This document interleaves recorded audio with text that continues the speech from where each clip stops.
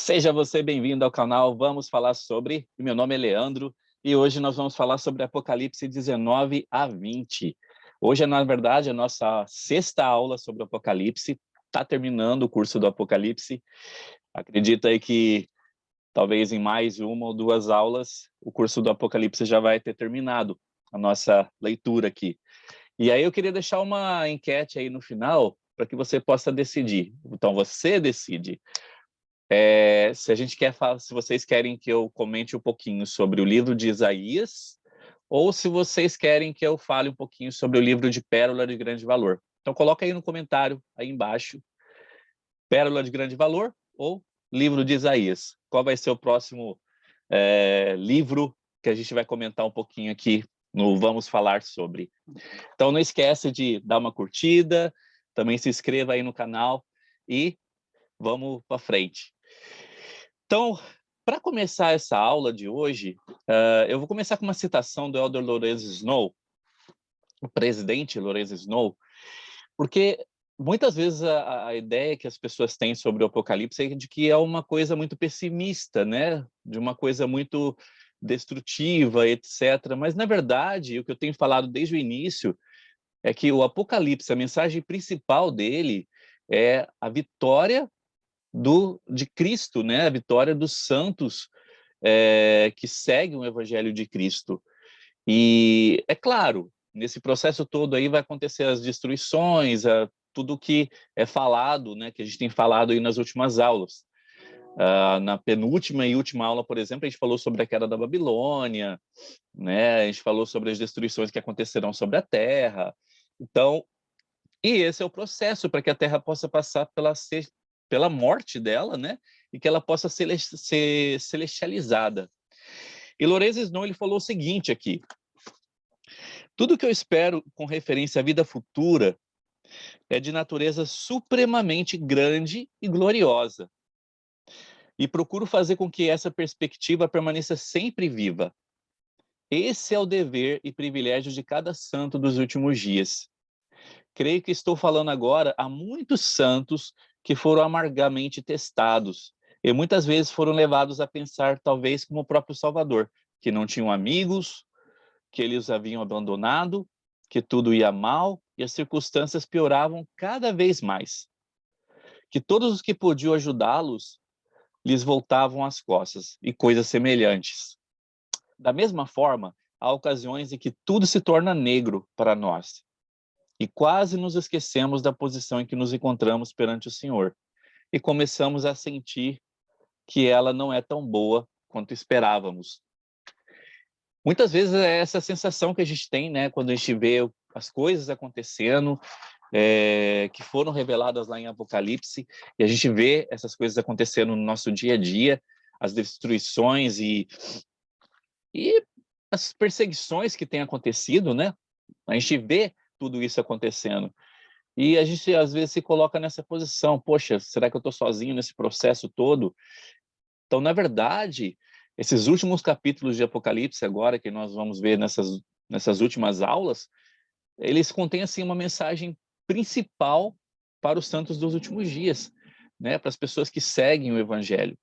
Então, é uma mensagem de paz, uma mensagem de segurança, uma mensagem de consolo para todos aqueles que passaram por esses momentos tão ruins, né? De perseguição e destruição e tudo mais. Então, a gente vai começar lá no capítulo 19. Vamos começar lendo alguns versículos aqui. E fala assim: depois dessas coisas, ouvi no céu como que uma grande voz de uma grande multidão que dizia: Aleluia, salvação e glória e honra e poder pertence ao Senhor nosso Deus, porque verdadeiros e justos são os seus juízos, pois julgou a grande prostituta, que é a Babilônia, né, que a gente viu na aula passada, que é todo o reino de Satanás, os seus seguidores e tudo mais, que havia corrompido a terra com sua prostituição, e das mãos dela vingou o sangue dos seus servos. Ou seja, quando a prostituta, né, quando a Babilônia caiu, quando o reino de Satanás caiu, né, na verdade foi uma vingança, uma justiça que foi feita, né, relacionada ao sangue dos justos que tinha sido derramado. E saiu uma voz do trono que dizia: louvai o nosso Deus, vós todos os seus servos, e vós que o temeis, assim pequenos como grandes. Quando eu falo sobre servos aqui, não quer dizer realmente servos, né? Mas seria santos. Santos são pessoas que procuram seguir o evangelho. Santos são pessoas que procuram fazer o máximo possível para se tornarem semelhantes a Cristo, tá? Então, isso que é o significado de santos aqui. E eu vi como que a voz de uma grande multidão, e como que a voz de muitas águas, e como que a voz de grande trovão que dizia: Aleluia, pois já o Senhor Deus Todo-Poderoso reina.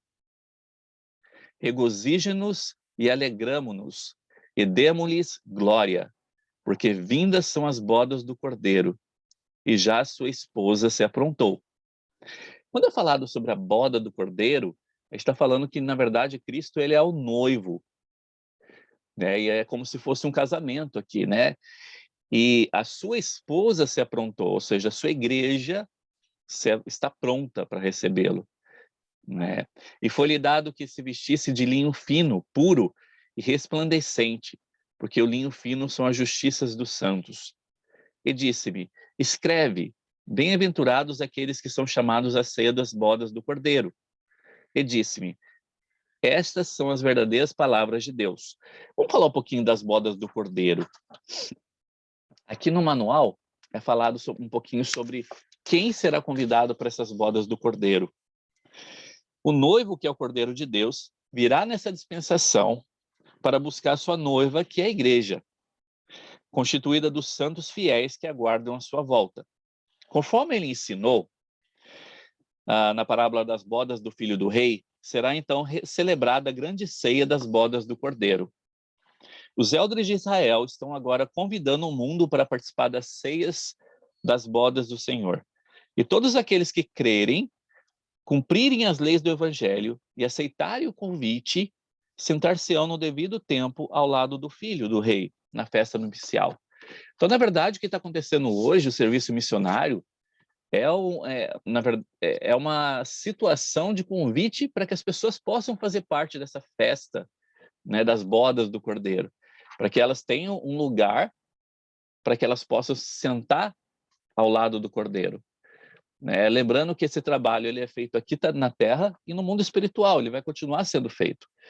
O trabalho maior que vai continuar sendo feito também durante o milênio é relacionado ao trabalho vicário, trabalho nos templos. Né? Então, esse trabalho, na verdade, ele vai continuar acontecendo para que mais e mais pessoas tenham chance de fazer parte da boda do Cordeiro, né? Para que possam fazer parte da igreja do primogênito, principalmente. E aí João continua falando, né? E eu lancei-me a seus pés para o adorar, mas ele disse-me: olha, não faças tal. Sou teu conservo e de teus irmãos, que têm um testemunho de Jesus. Adora a Deus, porque o testemunho de Jesus é o espírito de profecia. Interessante, né, a postura de Cristo aqui, né? Ele simplesmente falou que não era para fazer aquilo, né? E, na verdade, quando a gente vê um rei e tudo mais, a grande vontade que nós temos é realmente de saudar esse rei e tudo mais, dessa forma, né? Às vezes ajoelhando ou fazendo alguma reverência. E ele aqui disse: não, não faça isso. Faça isso com Deus. Ele sim é o Rei dos Reis. E vi o céu aberto, e eis um cavalo branco, e o que estava sentado sobre ele chamava-se Fiel e Verdadeiro, e julga e peleja com justiça. Aqui, na verdade, quando está falando sobre um cavalo branco, não quer dizer que Cristo vai vir montado no cavalo branco, né? Não é uma coisa literal. Mas o cavalo branco aqui, ele simboliza a pureza e a santidade. E ele também quer simbolizar que ele é um conquistador de todo o mal, como o Rei dos Reis e Senhor dos Senhores. Então, essa é a simbologia relacionada a esse cavalo branco.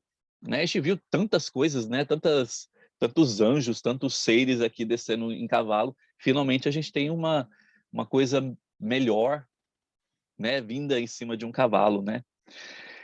E os seus olhos eram como chama, e sobre a sua cabeça havia muitos diademas.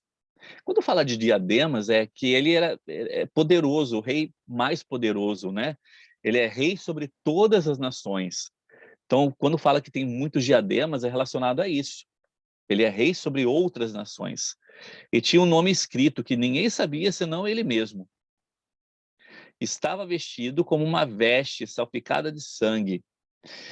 Muitas vezes as pessoas acham que a segunda vinda de Cristo ele vai vir vestido de branco, né? Porque vai ser simbologia de pureza e tudo mais, mas não. Tanto em Doutrina e Convênios quanto no livro de Apocalipse aqui nós vemos que ele vai vir vestido de vermelho. E isso tem uma simbologia, porque ele vai representar, na verdade, o sangue derramado pelos justos e o julgamento de Deus. Então, esse vestido vermelho, ele simboliza essas duas coisas, né? O sangue derramado dos justos e o julgamento de Deus. E seguiam-no exércitos no céu, em cavalos brancos e vestidos de linho fino, branco e puro. E da sua boca saiu uma aguda espada, para ferir com ela as nações. Quando a gente está falando sobre da sua boca sair uma aguda espada, isso nas escrituras é bem falado, né? Porque, na verdade, o que vai sair da boca de Cristo, né? Vai sair palavras, como ele falou aqui, aguda espada para ferir com ela as nações. Porque, na verdade, Cristo ele é misericórdia e ele é justiça também. Então, o que vai sair da boca de Cristo, nessa parte, principalmente, é relacionado à justiça. Então, ele vai vir vestido de vermelho e da sua boca vai sair realmente justiça, né? Ele vai vir realmente para poder fazer parte lá começar realmente o início do julgamento e tudo mais. E ele as regerá com vara de ferro, ou seja, com uma barra de ferro. E ele mesmo é o que pisa o lagar do vinho do furor e da ira do Deus Todo-Poderoso. Quando está falando da barra de ferro, a gente está falando sobre a palavra de Cristo. Então, o governo que vai estar presente durante todo o milênio, né, após a segunda vinda de Cristo, após o cume da segunda vinda de Cristo, é um governo teocrático. Então, todo o governo, na verdade, ou seja, todo o mundo, ele vai seguir as leis de Cristo. Então, quando fala aqui que ele vai reger, né, ele vai reger com vara de ferro, ele vai reger com a barra de ferro, ou seja, vai reger com a palavra dele, com o evangelho, né? E no vestido e na sua coxa tem escrito este nome: Rei dos Reis e Senhor dos Senhores. Ou seja, todos esses versículos que a gente tem falado aqui, fala da reverência relacionada a Jesus Cristo, como ele vai voltar. E o quão poderoso ele vai ser durante essa volta, né? Quando a gente fala lá de Cristo, quando ele entrou em Jerusalém, sentado no jumento e tudo mais, mostrando a sua humildade, a gente vê o oposto aqui em Jerusalém, no Apocalipse. A segunda vinda dele, ele vai vir voltar, na verdade, como um rei, né? Ele vai mostrar esse tipo de magnitude. E a gente vê nesses versículos, esses últimos versículos aqui, realmente essa descrição que João teve dessa visão dele, né?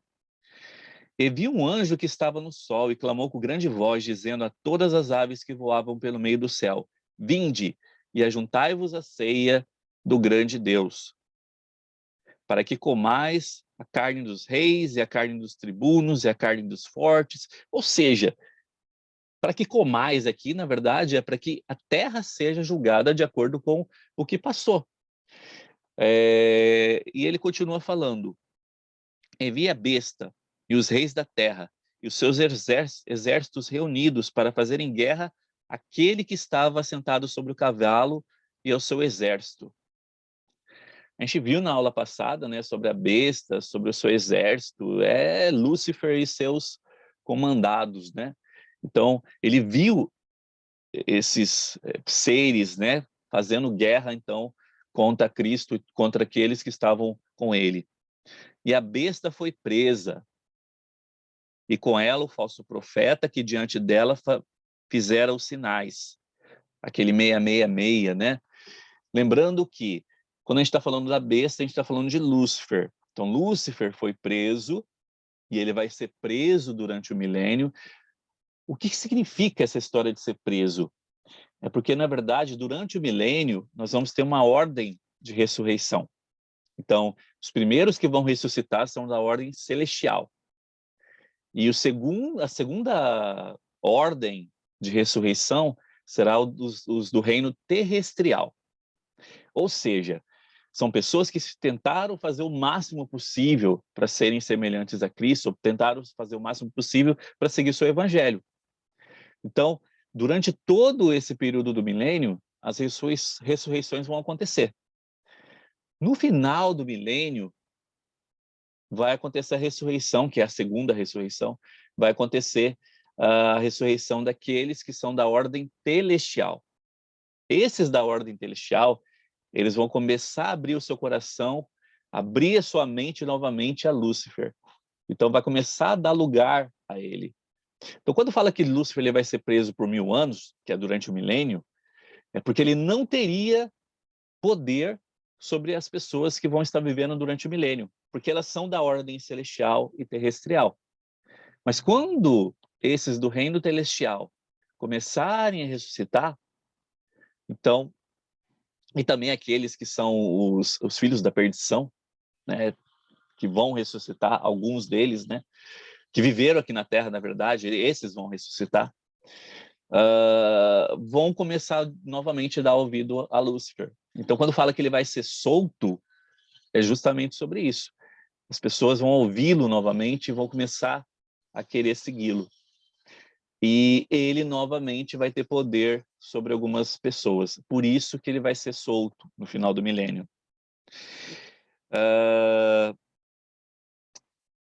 Que enganou os que receberam o sinal da besta e adoraram a sua imagem. Estes foram lançados vivos no ardente lago de fogo e enxofre. Então, depois que passar todo esse período, né, de milênio, vai acontecer uma guerra, e essa guerra vai ser uma guerra de testemunhos, e essa guerra vai ser chamada Gog e Magog. Falando sobre essa guerra, aqui no manual fala o seguinte: João nos ensina claramente, deixa eu organizar melhor. João nos ensina claramente que depois do milênio, Satanás será solto novamente e será travada a última grande batalha entre as forças do bem e do mal. O arcanjo Miguel, que é Adão, reunirá os exércitos de Deus para combater o demônio e suas legiões, os quais serão vencidos e arremessados para o seu próprio lugar, para que haja paz por toda a eternidade. Então, depois do milênio, vai ter o julgamento e tudo mais que vai acontecer, e essa guerra de Gog e Magog, que vai acontecer também, antes do julgamento. Depois que isso tudo acontecer, essas pessoas, né, que irão para o reino celestial ou serão filhos da perdição, né, elas vão ganhar o seu devido lugar, né, ou juntamente com Lúcifer e seus anjos e tudo mais. Então, assim, pessoas que vão ganhar o reino celestial, eles vão ganhar realmente um reino? Vão. Mas só que dentro desse reino celestial, ainda existem pessoas que vão dar muito mais ouvido a Lúcifer no final. E por causa disso, né, elas podem correr o risco de serem colocadas, então, nas trevas exteriores. Então, isso é uma das coisas que vai acontecer com quem estiver ressuscitando no final ali do milênio, né? O apóstolo João denomina as hostes que seguirão a Satanás de Gog e Magog. Este termo costuma provocar certa confusão, pois são usados também com referência ao líder da batalha final, que ocorrerá antes do início do milênio, a qual geralmente é chamada da Batalha do Armageddon, que é o Armagedon, né? Esses termos foram usados originalmente em Ezequiel 38, 39, onde a Batalha do Armagedon é descrita com maiores detalhes. A maior parte dos eruditos acredita que Ezequiel escolheu estes nomes como símbolo de grandes proezas militares e iniquidade. Joseph Fielding Smith esclareceu a diferença que existe entre a Batalha do Armagedon. A Batalha do Armagedon vai acontecer antes da segunda vinda. E a Batalha do Gog e Magog vai acontecer após a segunda vinda, ou seja, após o milênio. Antes da vinda de Cristo ocorrerá uma grande guerra, muitas vezes chamada de Armagedon, conforme foi profetizada nos capítulos 38 e 39 de Ezequiel. Depois do milênio, será travada outra batalha, que é chamada de Gog e Magog. Então, essa batalha, como eu falei agora há pouco, vai ser uma batalha de testemunhos. E depois dessa batalha de testemunhos, que vai acontecer, então, o julgamento. Então, continuando aqui. E os demais foram mortos com espada que saía da boca do que estava sentado sobre o cavalo. Ou seja, a palavra de Cristo, na verdade, destruiu todo o reino de Satanás. Né? Então, esse reino de Satanás, os filhos da perdição, não teve poder mais sobre ninguém, por causa da palavra que saía da boca daquele que vinha montado no cavalo branco. E vi descer do céu o anjo que tinha a chave do abismo e uma grande cadeia na mão. Ele prendeu o dragão, a antiga serpente, que é o diabo e Satanás, e amarrou por 1000 anos, que é o que a gente acabou de falar agora sobre a questão de Lúcifer ser preso durante o milênio. E lançou no abismo, e ali o encerrou, e pôs selo sobre ele, para que não mais engane as nações, até que os 1000 anos se acabem. E depois importa que seja solto por um pouco de tempo. Então, ele seria solto lá no final do milênio por um pouco de tempo. E vi tronos, e assentaram-se sobre eles, e foi-lhe dado o poder de julgar. Então, após a guerra de Gog e Magog, vai acontecer o julgamento. E vi a alma daqueles que foram degolados pelo testemunho de Jesus e pela palavra de Deus, e que não adoraram a besta, nem a sua imagem, e não receberam o sinal em suas testas, nem em suas mãos. E viveram e reinaram com Cristo durante 1000 anos. Mas os outros mortos não reviveram, até que os 1000 anos se acabaram. Esta é a primeira ressurreição. Bem-aventurado e santo aquele que tem parte na primeira ressurreição. Sobre estes não tem poder a segunda morte, mas serão sacerdotes de Deus e de Cristo, e reinarão com ele 1000 anos. Então, galera, nós temos duas ressurreições, como a gente falou agora há pouco. A gente tem a primeira ressurreição, que vai acontecer durante o milênio, no início da segunda vinda de Cristo e durante o milênio. Então, a gente tem a primeira ressurreição, que são da ordem celestial e terrestrial. E no final do milênio, nós temos, então, a segunda ressurreição, que são aqueles que estão da ordem celestial e aqueles que estão da ordem de filhos da perdição, que vão para as trevas exteriores. O que acontece? Esses filhos da perdição, na verdade, eles vão ressuscitar, sim, todo mundo vai ressuscitar, não aqueles que foram expulsos da vida pré-mortal, aquele 1/3 que foi expulso da vida pré-mortal, eles não vão passar pela ressurreição, eles não vão ter o direito de ter um corpo físico, porque eles não venceram o primeiro estado, ou seja, não tiveram a chance de vir à Terra e ganhar um corpo mortal. Porque eles jogaram fora essa chance, né? Mas aqui na Terra nós temos pessoas que se qualificaram para serem filhos da perdição. E essas pessoas, elas vão ressuscitar, lógico, vão ganhar um corpo físico melhorado, aperfeiçoado, aquela coisa toda que acontece durante a ressurreição. Só que, pelas obras que eles fizeram e tudo mais, eles não vão ganhar um reino de glória. Então, eles vão ser jogados nas trevas exteriores. Tá? Então, eles vão viver com Lúcifer e seus anjos durante toda a eternidade. Uma coisa importantíssima, né, que muitas pessoas têm essa ideia, às vezes, errônea, é sobre a questão de migrar de um reino para o outro. Então, isso não existe. Né? Então, uma pessoa que, por exemplo, depois de tudo que aconteceu, passar pelo julgamento final, e chegar no julgamento final e ser declarada, ok, você ganhou o reino terrestrial, Então, essa pessoa não vai poder migrar depois para o celestial. Uma pessoa que é da ordem celestial não vai poder migrar para o reino terrestrial e vice-versa. Então, não existe migração de um reino para o outro. Tá? Então, não existe um outro progresso que vai acontecer e você poder migrar para um outro reino. Então, isso é uma doutrina muito importante para conhecer, porque, na verdade, o tempo para a gente poder fazer as coisas é agora. Né? Não é para deixar para o mundo espiritual, não é para deixar para durante o milênio. Não, na verdade, o tempo para nós fazermos alguma coisa é neste momento.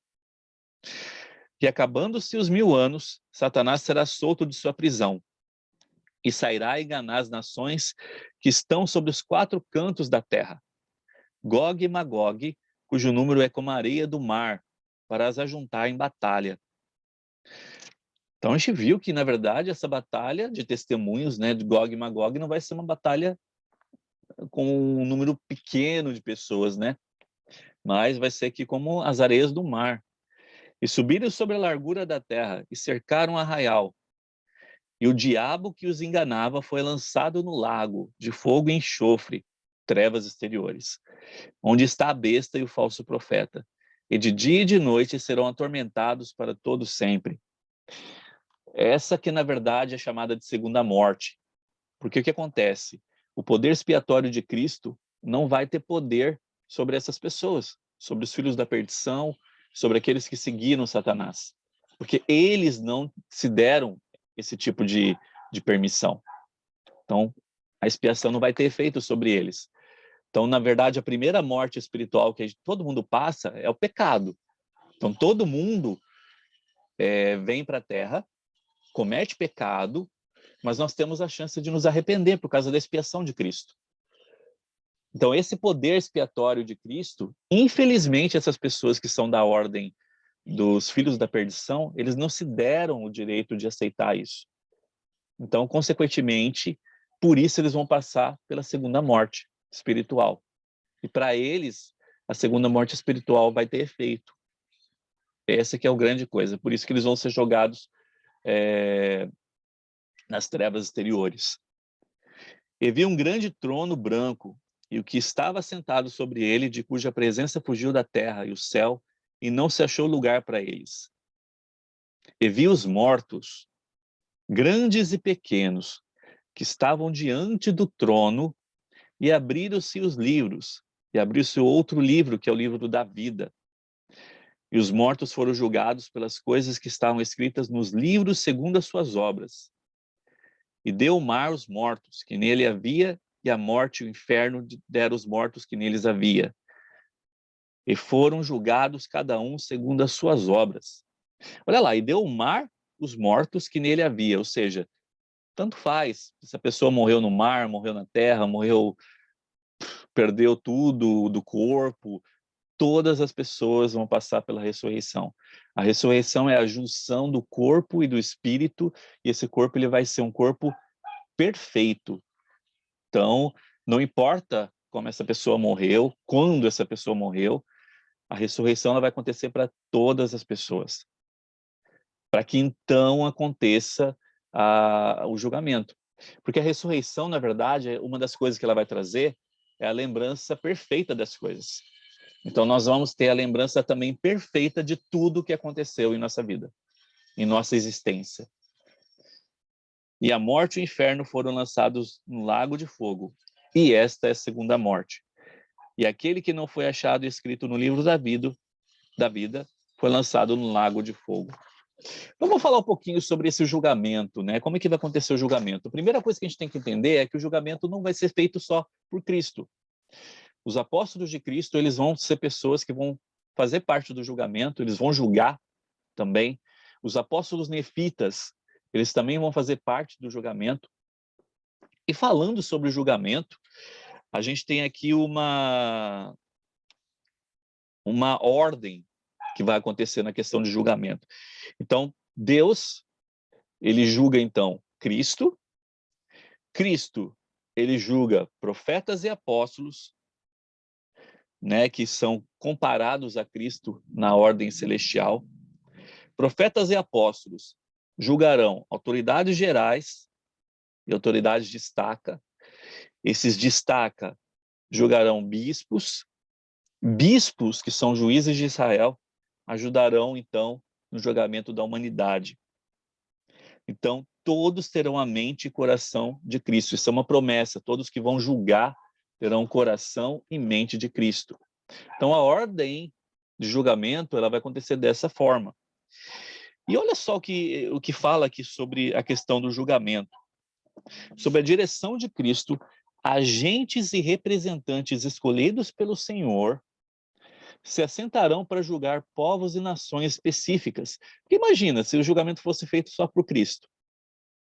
Ia durar um milênio todo ele julgando as pessoas, né? De toda a existência. As evidências escriturísticas indicam que haverá uma grande hierarquia judicial e que cada juiz agirá em sua própria esfera de ação de conformidade com os eternos princípios de julgamento estabelecidos por Cristo.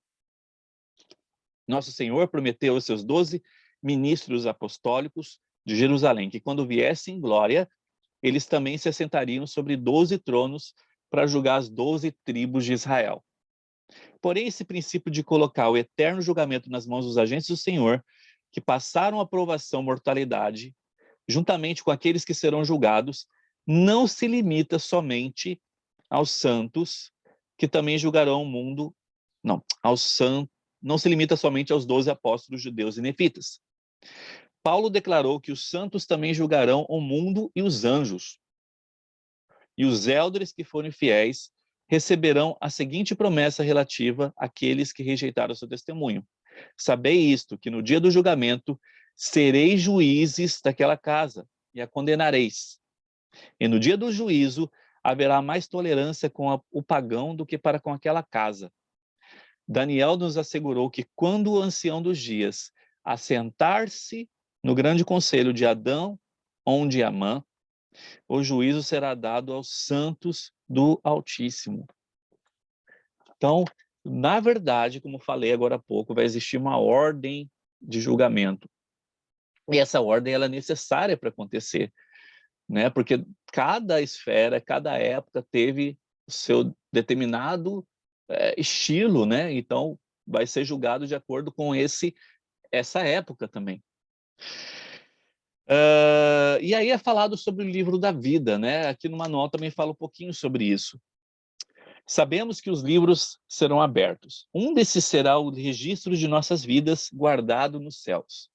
Então, existe um registro de nossas vidas guardado lá no céu. Outros livros que serão abertos são os registros que foram guardados na terra. Desde a organização da igreja, o Senhor deu instrução que deveriam ser guardados os registros de todos os membros. E também, o registro principal vai ser a nossa mente. Como eu falei agora há pouco, a nossa mente também será perfeita. Então, nós teremos o conhecimento perfeito de todas as coisas que aconteceram. Uma lembrança perfeita de tudo que nós vivemos em nossa existência.